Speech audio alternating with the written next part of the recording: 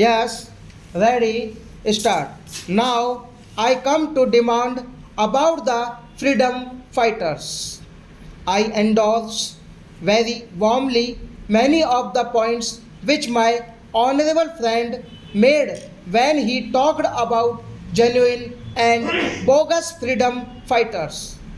In fact, the government of India themselves in various replies in the past in this August House have told us about how many bogus cases were also found out. Here we must remember that to some extent we, the elected members of state legislatures and parliament, are also responsible for giving false information or false certificates. I am not saying that this or the particular person has done it, but when the government say that in the absence of any proper proof, the certificate of a member of parliament or member of legislative assembly should be attached. Surely the member of parliament or member of legislative assembly should be 100% sure of his facts and he just should not do it by way of obliging any person. It is there where the bogus cases come. I am only making an appeal through this speech to members of legislative assembly in state legislature and members of parliament here that we take extraordinary care so that we do not issue certificates liberally or irresponsibly because otherwise it becomes more difficult for the government.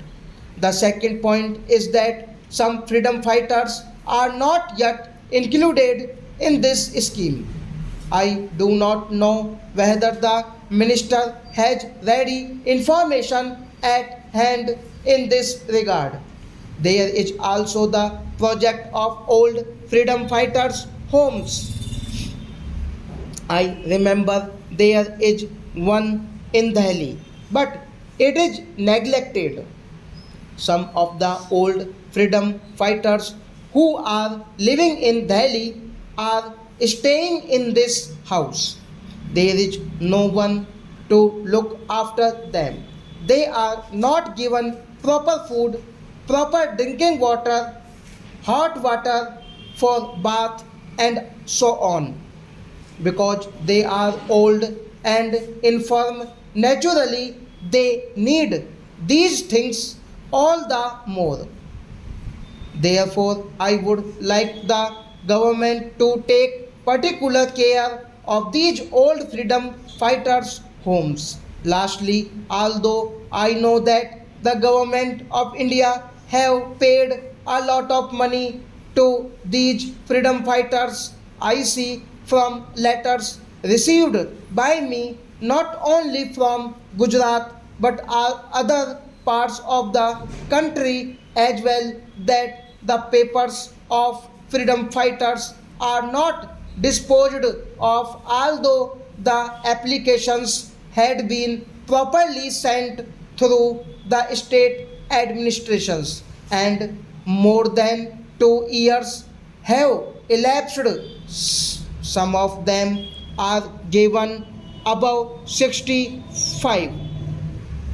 If they have to wait for another 1 or 2 years to get their pensions, they may not be available to take it. We are prepared to give some additional grants if the minister wants to it. That way to them stop.